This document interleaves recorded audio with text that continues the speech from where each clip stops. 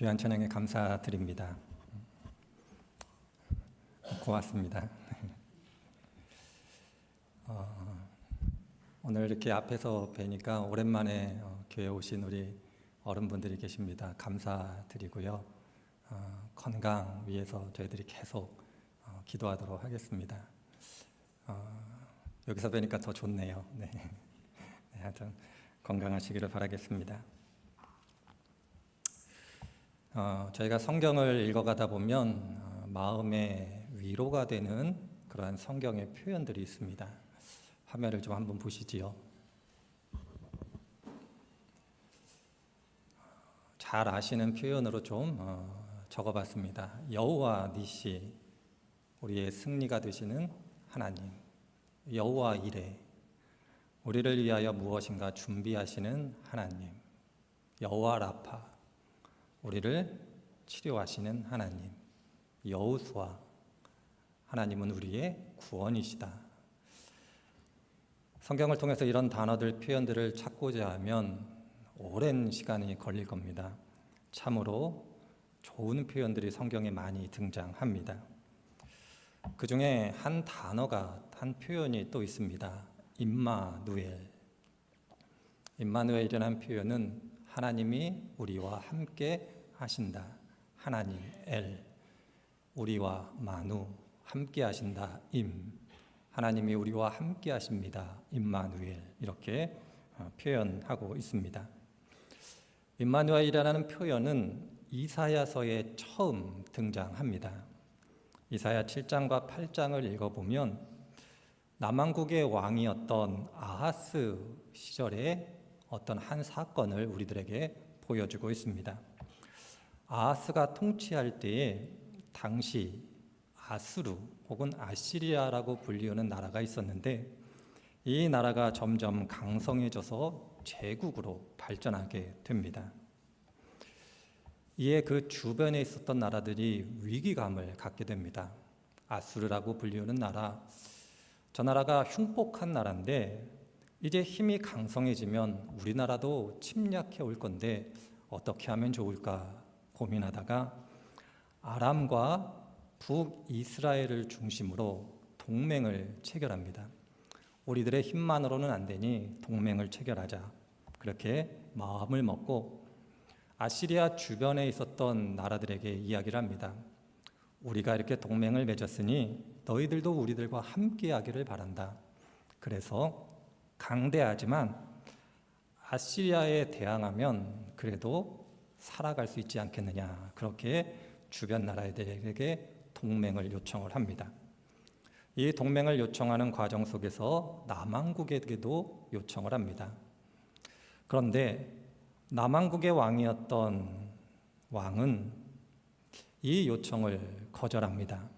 오히려 이 동맹에 참여하는 것이 아니라 아수르와 친해집니다. 이 사실을 알게 됐을 때 아람과 북이스라엘이 동맹을 맺고 유다를 침략하게 됩니다. 이 전쟁을 시리아 에브라임 전쟁, 이렇게 표현합니다. 이 전쟁에 임했을 때에 이 전쟁을 어떻게 이길까 고민하던 아하스에게 하나님께서 이사야 선지자를 통해서 해주신 말씀이 임마누엘, 이 표현입니다. 하나님이 너와 함께 할 것이니 아람도 두려워하지 말고 북이스라엘도 두려워하지 말고 그리고 아수르도 의지하지 말라. 오직 하나님만 내가 의지하면 너와 함께하는 하나님이 너를 지키시고 보호할 거다. 그렇게 약속의 말씀을 하고 계십니다. 물론 성경을 읽어보면 하나님의 약속대로 남왕국의 이스라엘은 흘러가지는 않습니다마는 어찌되었던 하나님은 아하스에게 내가 너와 함께 할 것이고 너를 이 어려움 가운데 구원해낼 거다, 이렇게 약속하고 계십니다. 이 임마누엘의 은혜는 아하스에게만 해당되는 것은 아닐 것입니다. 예수님을 임마누엘이라고 불리는 모든 성도들에게도 해당되어지는 은혜일 겁니다. 하나님은 우리와 함께 하시고 우리와 함께 하심으로 우리들의 삶의 어려움 가운데 우리를 지키시고 보호하시는 분이 하나님이십니다. 그래서 누군가를 축복할 때 하나님을 믿는 사람들은 이렇게 축복하는 겁니다. 하나님이 여러분들과 함께 하시기를 기도합니다. 이렇게 축복하는 이유가 여기에 있습니다. 그런 의미 속에서 저도 이 시간 우리 성도님들에게 이렇게 축복해 보고 싶습니다.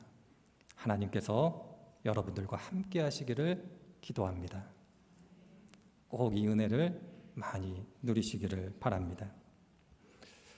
그럼에도 불구하고 저희들이 성경을 조금 더 진지하게 읽고 진지하게 묵상해 가면 임마누엘 하시는 하나님, 임마누엘의 은혜가 우리와 함께 하심으로 우리들을 삶의 구체적인 어떤 어려움으로부터 구원해내시는 것에만 해당되는 것은 아니다라는 것을 알게 됩니다.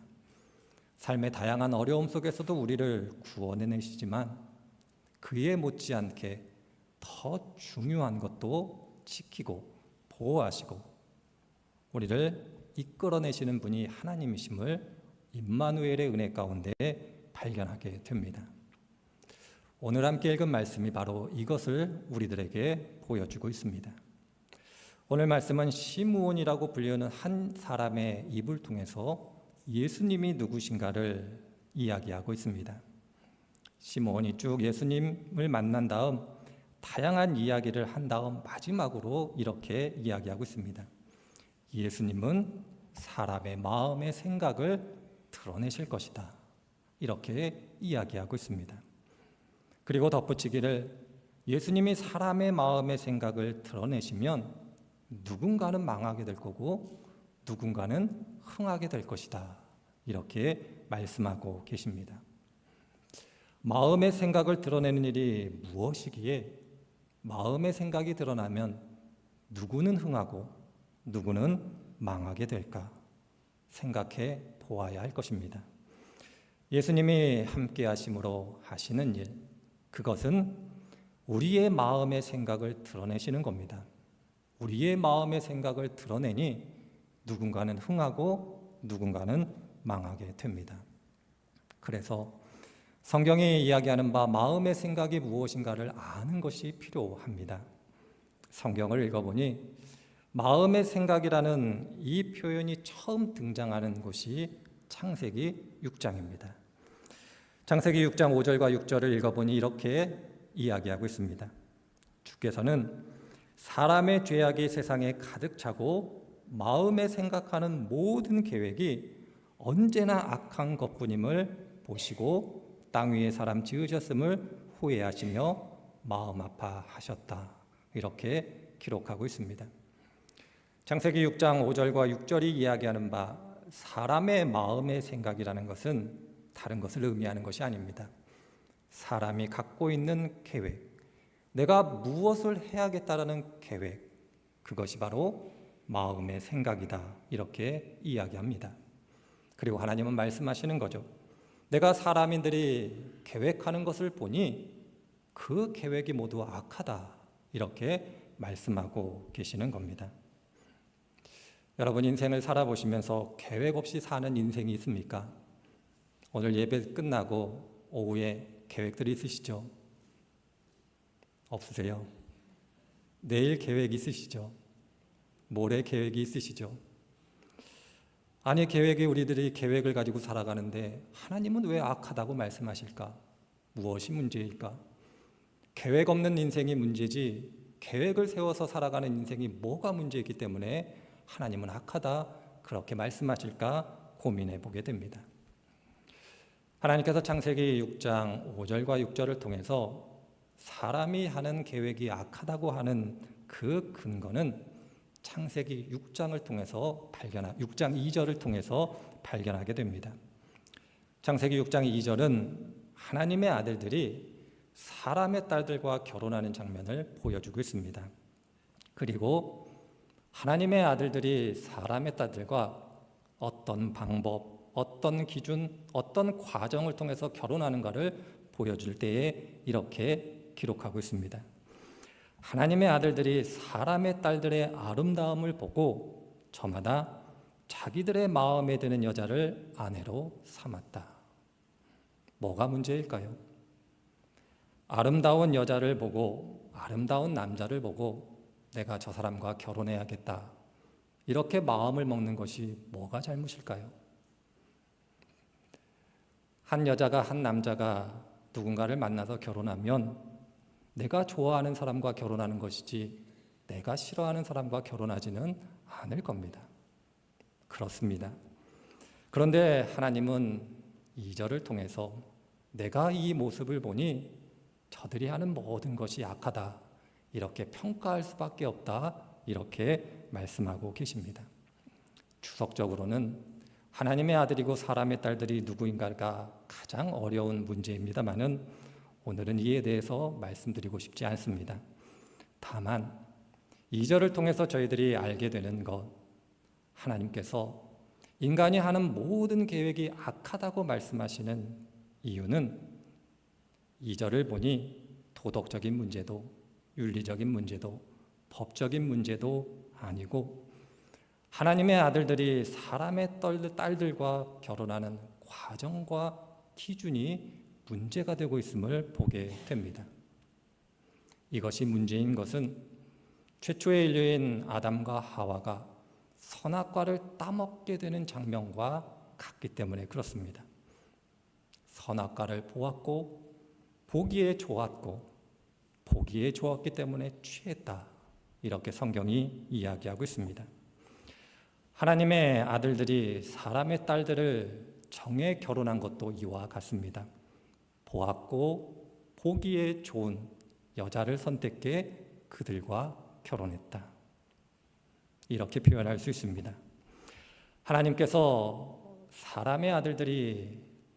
하나님의 아들들이 사람의 딸들과 결혼한 것을 문제 삼은 이유는 여전히 저들의 삶의 모습, 삶의 방식이 최초의 인류, 하나님의 말씀에 불순종한 그들의 삶의 방식과 전혀 달라지지 않았기 때문에 그러합니다. 하나님의 뜻, 하나님의 의지, 하나님의 계획은 중요하지 않습니다. 그저 내가 원하는 것, 그것을 내 뜻과 내 방식대로 내 의지를 따라 계획하고 실행하는 것, 그것이 하나님 보실 때에는 문제가 되었던 겁니다. 하나님이 무엇라 말씀하시더라도 그 말씀은 마치 소 귀에 경을 읽는 것처럼 표현을 좀 양해해 주시기를 바랍니다. 개는 짖어라, 기차는 간다. 이런 겁니다. 하나님이 뭐라고 말씀해도 나는 내가 보기에 좋은 것, 내가 보기에 원하는 것, 내가 생각할 때 내 마음에 드는 것, 그것을 계획하고 실천하겠습니다. 이러한 삶의 태도, 그것이 하나님 보실 때 악하다, 그렇게 이야기하고 있습니다. 이렇게 또한 표현해 볼 수가 있겠죠. 이기적인 존재가 되어 눈에 보이지 않는 영원한 세계가 아니라 눈에 보이는 이 세계에만 집중해 살아가는 것. 하나님은 영원한 세계가 중요하다 말씀하시는데 아니요, 나는 영원한 세계보다는 이 세상이 더 좋습니다. 이러한 마음을 가지고 살아가는 것, 그것이 문제가 되었던 겁니다. 성경에 나오는 한 예를 한번 살펴보고자 합니다. 신명기 15장을 읽어보면 하나님께서 이스라엘 사람들에게 이렇게 말씀하십니다. 돈을 빌려주거든 7년째 면제하는 해가 되면 돈을 받지 말아라. 그렇게 자세하게 빛을 탕감해주는 그 말씀을 신명기 15장에서 하고 계십니다. 그리고 그 말씀을 하시면서 9절에서 이렇게 또한 말씀하고 계십니다. 삼가 너는 마음에 악한 생각을 품지 말라. 곧 이르기를 일곱째 해에 면제년이 가까이 왔다 하고 내 궁핍한 형제를 악한 눈으로 바라보며 아무것도 주지 아니하면 그가 너를 여호와께 호소하리니 그것이 내게 죄가 되리라. 이렇게 말씀합니다. 한번 생각해 보시면 어떨까요? 빚을 받을 수가 없습니다. 돈을 구워주는데 100% 돈을 못 받습니다. 구워줘야 될까? 구워주지 말아야 될까? 이렇게 생각하는 것이 문제라고 생각하십니까? 저는 사람으로서 생각하면 야박하다, 정이 없다, 이렇게는 말할 수 있지만 그 사람을 향하여 악하다, 이렇게 말하기는 어려울 겁니다. 돈을 받을 수 있는 것이 아니라 못 받습니다. 그것도 한두 푼이 아니라 많은 돈을 빌려가도 받을 수가 없습니다. 그래서 고민하는 거죠. 빌려줘야 될까? 빌려주지 말아야 될까? 이 고민하는 것 자체를 하나님은 악하다, 이렇게 말씀하고 계십니다. 하나님이 이렇게 생각하시는 거죠.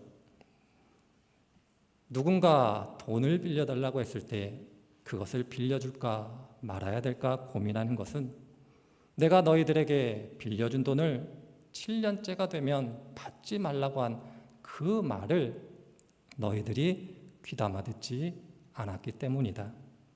내가 뭐라고 하든 너희들은 그 말이 중요하지 않고 너희들에게는 너희들의 이익만 보이는 것이다, 이렇게 말씀하고 계시는 겁니다. 그래서 신명기 15장에서 하나님께서 강조해 말씀하는 이유입니다. 저는 성도님이라면 누구나 다른 사람을 위해 살아가고자 애쓰는 분들이라 생각이 들어집니다. 이 자리에 계신 성도님들 한 분 한 분들 누군가를 위하여 이기적이기보다는 이타적으로 살아가기 위하여 애쓰시는 분들이 이 자리에 계신 분들이라 저는 의심하지 않습니다. 자기 절제의 삶을 살고 그렇기 때문에 저는 칭찬받아야 된다고 생각을 합니다. 저뿐만이 아니라 하나님도 칭찬해 주십니다. 참으로 힘겹고 어렵지만 너희들이 이기심을 절제하고 누군가를 위해서 이타적으로 살아가려고 애쓰는구나, 참 잘한다, 그렇게 하나님께서 칭찬해 주실 겁니다. 이렇게 하나님께서 우리들에게 칭찬을 베푸시며 우리들과 함께 하십니다. 그리고 칭찬하시며 우리들을 귀하게 여기시기 때문에 한마디 더 말씀을 하십니다. 사랑하는 아무개야, 사랑하는 누구야, 내가 이기심을 억누르고 이타적으로 살아가는데 너의 마음을 한번 살펴보면 어떻겠니? 너도 모르는 사이에 면제년이 다가오면 빌려줘야 되는지 빌려주지 말아야 되는지 고민하지 않냐? 그 고민 끝에 빌려주기는 하지만 그 고민이 있지 않냐? 그렇게 하나님께서 말씀하시는 겁니다. 그리고 또 말씀하시는 거죠. 이러한 마음이 생기는 것, 그것이 너의 참 모습이야. 이것을 내가 알았으면 좋겠다. 그렇게 우리의 마음의 생각을 하나님께서 밝히 보여주십니다. 사람의 가장 내밀한 부분이고 누구에게도 보여주고 싶지 않은 부분입니다. 그런데 하나님은 그 모습을 그 사람에게 보여주십니다. 그 사람의 본질을 밝히 들여 보여주시는 겁니다. 이기심을 억누르고 살아가지만 이기심이 없는 것은 아니다. 기회가 되면 원하는 바는 아니지만 원치는 않지만 이기적일 수 있어. 그것이 너의 모습이야. 이렇게 하나님께서 말씀하시는 겁니다. 이 하나님의 말씀을 들으면 성도들은 둘 중에 하나의 반응을 하게 됩니다. 하나는 수용하는 거고 하나는 거부하는 겁니다. 요한복음 1장 9절을 보니 하나님께서 이렇게 우리들에게 말씀하십니다. 그 빛이 세상에 오셨으니 모든 사람을 비추는 참빛이다. 그의 백성은 그를 맞아들이지 않았다. 빛이 오면 어둠이 밝히 보이게 됩니다. 어둠에 있는 사람은 빛을 싫어하게 됩니다.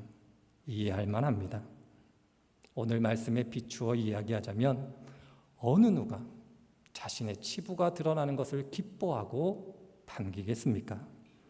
그래서 오늘 시므온을 통해서 이야기한 것처럼 예수님을 비방하고 예수님을 정죄하고 예수님을 죽이는 데까지도 나아갈 수 있게 됨을 우리들은 기억해야 할 것입니다.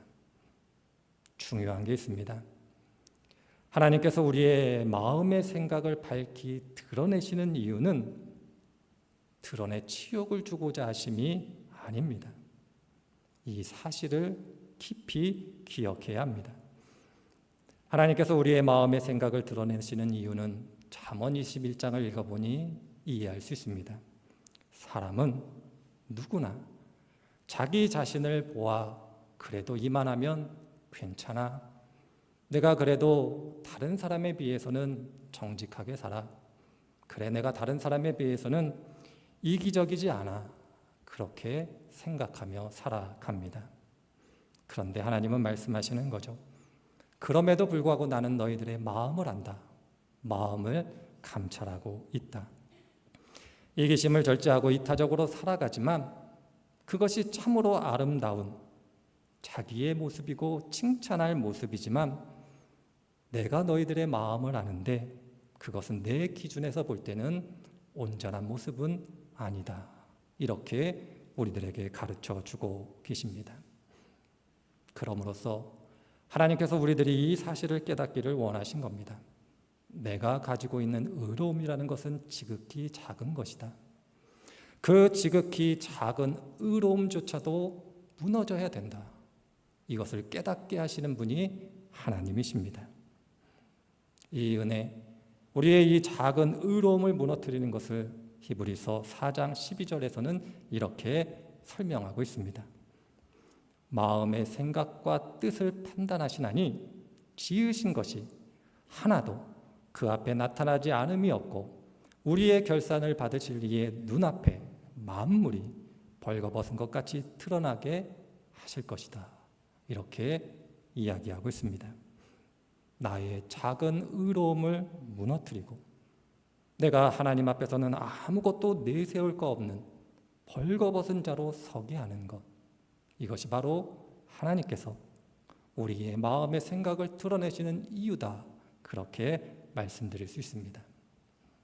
그런데 이게 축복이고 이게 은혜고 이게 사랑임을 우리들은 기억해야 할 겁니다. 내가 하나님 앞에 벌거벗은 자로 설 때에만 아담과 하와가 선악과를 따먹은 다음 부끄러워 숨었을 때 하나님께서 가죽옷을 집혀 그들의 부끄러움을 감추어 주셨듯이 나의 부끄러움을 감추어 주시는 하나님의 그 큰 사랑을 소망하기 때문에 그러합니다. 나의 작은 의로움을 따라 살아가는 것이 아니라 나의 모든 부끄러움을 덮으시는 하나님의 그 의로움을 소망하는 것, 그럼으로써 그 은혜를 따라 살아가게 하는 그 은총을 기대하려는 것, 그렇기 때문에 우리의 마음의 생각을 드러내심으로 하나님 앞에 부끄럽게 서게 하는 것이 하나님의 사랑이요 은혜임을 성경은 강조해서 이야기하고 있습니다.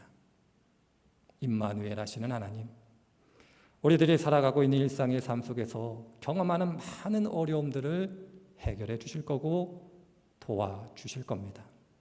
이뿐만이 아니라 우리의 영에 속한 문제, 내가 하나님 앞에서 아무 존재도 아니다라는 것을 깨닫게 하시는 이 은혜 또한 임마누엘 하나님의 은총임을 우리들은 기억해야 할 것입니다.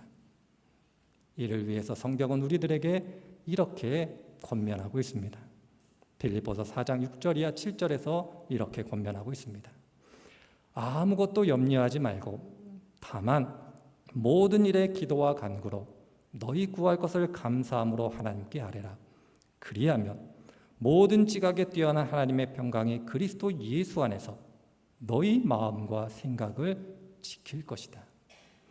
아무것도 염려하지 말고 모든 일에 기도와 간구로 하나님께 은혜를 구하면 너희 마음과 생각을 하나님께서 지킬 것이다.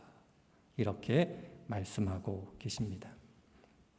나는 내 마음이지만 내 마음의 생각을 지켜낼 수 없습니다. 하나님의 능력, 하나님의 도우심, 그 은총만이 나의 마음의 생각을 지키심을 기억해야 할 것입니다. 이것이 바로 우리들에게 주시는 놀라운 은총임을 기억하시는 성도님들이 되시기를 바랍니다. 저는 이 자리에 계신 성도님들 한 분 한 분들께서 매 삶의 순간마다 경험하시는 어려움 가운데 하나님께서 해결해 주시는 은혜가 가득하기를 바랍니다. 기도하는 내용이고 하나님께 간구하고 하나님께 진심을 다하여 성도님들의 삶의 문제가 해결되기 위하여 기도하고 있습니다. 그러나 이뿐만이 아니라 우리의 삶의 문제를 해결하실 뿐만이 아니라 우리의 영혼의 문제 또한 해결하시는 그 큰 아버지 하나님의 사랑이, 은혜가 이 자리에 계신 성도님들 한 분 한 분에게 있기를 위하여 또한 기도하고 있습니다. 그럼으로써 성도님들의 삶의 자리 가운데 계획하시는 모든 일이 내가 아닌 하나님을 위한 것, 하나님의 기준에 맞는 것, 그러한 것들이 되실 수 있는 성도님들이 되셨으면 좋겠습니다. 이것이 바로 오늘 시므온이라는 한 인물을 통하여 예수님께서 우리들과 함께 하심으로 어떤 은혜를 베풀어 주실지 보여주고 계신 그 의미임을 기억하실 때에 한 주간의 삶 동안 임마누엘 하시는 이 큰 사랑을 경험하시는 복된 성도님들이 되시기를 주님의 이름으로 축원을 드립니다.